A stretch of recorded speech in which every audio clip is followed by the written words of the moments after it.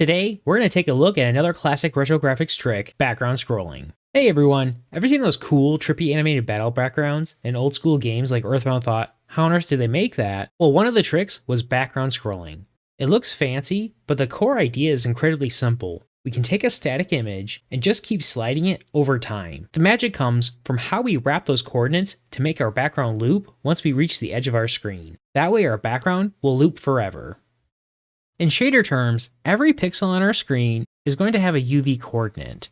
In order for us to render out a texture, we need to use that UV coordinate's position, and then we can sample from the texture we're trying to render out. When we sample our texture, that's going to give us our color information for that particular pixel, and now our GPU is going to do that for every single pixel on our screen. So in our example here, if we have our pixel right in the center of our screen, we'll have a coordinate 0, 0. And so when we go to sample our texture here, that would give us our original color. And to make our texture scroll, all we need to do is add an offset to these coordinates that will change with time. So as an example, if we have this texture here, and we want to have it appear to be scrolling down over time, we don't actually move our texture itself. Instead, when we go to sample our pixels from our original texture, we need to update our V value, or if we think about this as X and Y coordinates, we want to update our Y value. And so over time, we'd increment our V or Y from 0 to 0.1 to 0.2 and then 0.3. That's going to give us this effect where our image is scrolling down, even though our image is not actually moving. Likewise, if we want our image to appear to be scrolling to the left, we can just update our U coordinate or our X value.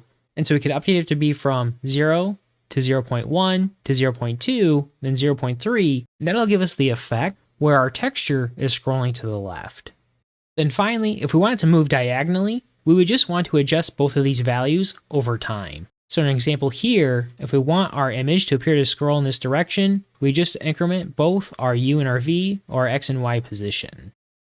So just to see a quick example, right now we're not modifying our offset for either our U or our V values.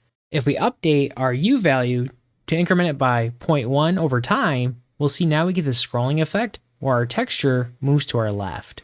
If we do the same thing for our V value, we'll update our texture so now it appears to be scrolling down. And now if we apply a negative value to this can have it scroll in the other direction. Finally, if we modify that value for both our U and our V, that'll give us the effect where we scroll diagonally. However, if we just keep adding to our coordinates, eventually we're going to move off our texture and try to sample nothing. And this is where our trick comes in. We'll need to wrap our coordinates from our one side of our texture back to the other side, so that way we have that seamless scroll. To do that, we can use the fract function in WebGL, and that will allow us to have that infinite seamless scroll that we see here. And that's it. That's all we need to do to create our background scrolling effect. So now that we've discussed our effect, let's jump over to our WebGL code and we'll start implementing this. Currently our code is set up to take in a texture and we just render out that original image. In our main function, for the current pixel we're processing, we're just doing a sample from our texture that we're passing in. So right now this is set up with 4 different textures. In our textures array, if I update our index, we'll see we render out those different images. So now to create our effect, first we need to calculate our offset, and if we're going to apply that to either our U or our V or both of our values for our pixel that we're processing.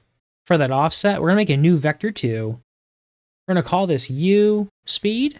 We're going to set this equal to a vector 2. And now we're just going to do 0, 0 for both of our values. So now this vector, we're going to add this to our UV coordinate that we're currently processing. And that's going to allow us to shift our image based on that value.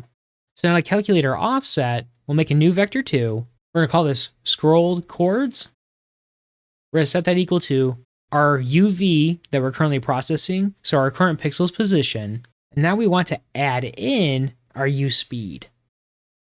So this will give us our offset of where we need to sample from our texture. So now with our new coordinates, we can sample that from our original texture. So at the bottom of our code, let's do our out color. We're going to set it equal to our texture. So our texture we want to sample from. So we're going to do our U textures. I'm just going to do an index of 0 for now. And now we need to provide our new coordinates. And so we'll do our scroll coordinates. So now after we update our out color, nothing will change with our texture. The reason for that is currently for our offset, we're not adding anything to our original position. But now if we come over here and try to update our U value, so if we change this to 0.1, we'll see this will shift our texture over by 0.1. Now if we change to other values like 0.2 and 0.3, this will keep shifting our texture over. If we try doing a negative value, it should shift our texture to the right. Then finally, if we update our V value for our vector, that's going to shift our texture down.